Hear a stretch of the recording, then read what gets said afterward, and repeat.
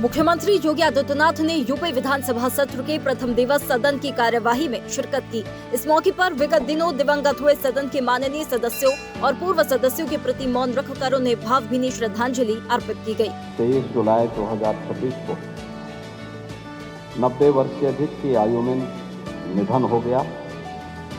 वे लंबे समय से अस्वस्थ चल रहे थे। उनका निधन हम सब के लिए दुखद है। मुख्यमंत्री योगी आदित्यनाथ ने कहा कि विधानसभा सत्र में भाग लेने आए सभी माननीय सदस्यों का मैं हृदय से स्वागत करता हूं। ये सत्र हमारे लिए अत्यंत महत्वपूर्ण है। लोकतांत्रिक व्यवस्था में विधायिका आमजन की आवाज को शासन प्रशासन तक पहुंचाने का सशक्त माध्यम होती है। वैसे भी विधायिका आम जन की आवाज को शासन प्रशासन तक पहुंचाने का एक महत्वपूर्ण माध्यम होती है।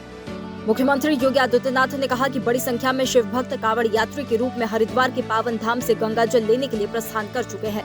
श्रद्धालुओं की सुरक्षा सुविधा के लिए उनके विशेष कार्यक्रम संचालित किए गए हैं। शासन ने, स्थानीय प्रशासन ने, स्वयंसेवी संगठनों ने, सामाजिक और व्यापारिक संगठनों ने, धार्मिक संगठनों ने अनेक कार्यक्रम प्रारंभ किए हैं। मुख्यमंत्री योगी आदित्यनाथ ने जनता दर्शन में लोगों की समस्याएं सुनी। उन्होंने अधिकारियों से कहा कि हर व्यक्ति की समस्या का निस्तारण सरकार की प्राथमिकता है और लोगों की समस्या को गंभीरता और संवेदनशीलता से लेते हुए उनका समाधान त्वरित और संतुष्टिपरक तरीके से कराना सुनिश्चित किया जाए।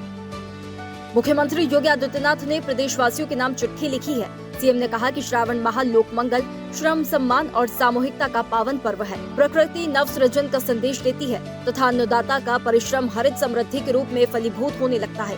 सनातन संस्कृति में प्रकृति का यही नवोन्मेष शिव आराधना से जुड़कर जीवन को संयम, सेवा और समरसता का मार्ग दिखाता है।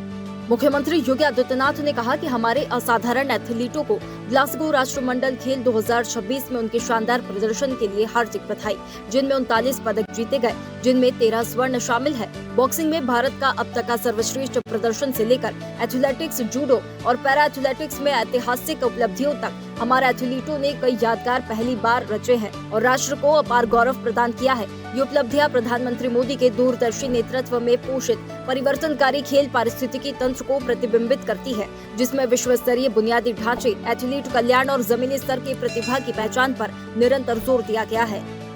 मुख्यमंत्री योगी आदित्यनाथ ने हिंदी साहित्य को राष्ट्र प्रेम, भारतीय संस्कृति और मानवीय संवेदनाओं की अमर वाणी देने वाले राष्ट्रकवि पद्म भूषण मैथिली शरण गुप्त की जयंती पर विनम्र श्रद्धांजलि दी है। सीएम ने कहा कि उनके शब्द पीढ़ियों को सत्य, त्याग और मर्यादा के पथ पर चलने की प्रेरणा देते रहेंगे।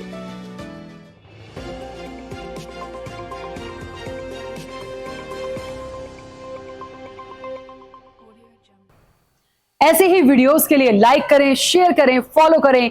YouTube पर जाकर सब्सक्राइब कर बेल आइकन दबाना ना भूलें और ताजा अपडेट्स के लिए swedeshlive.com पर जरूर जाएं।